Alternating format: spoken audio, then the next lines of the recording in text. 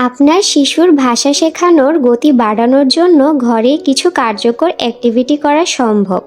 আসুন আজ শিখি। শিশুর সাথে ধীর গতিতে কথা বলুন, যেন সে বোঝার সুযোগ পায়। জোড়া শব্দ শেখান, যেমন বড় বল, লাল গাড়ি, আমার বই। শিশুকে বাক্যের শেষ অংশ বলার জন্য উৎসাহিত করুন, যেমন আমাদের জাতীয় পশু হলো। শিশু বলবে বাঘ। শিশুকে আয়নার সামনে নিয়ে জিজ্ঞাসা করুন, এটা কি, এবং সঠিক উত্তর দিতে উৎসাহিত করুন। এটা নাক, এটা চোখ।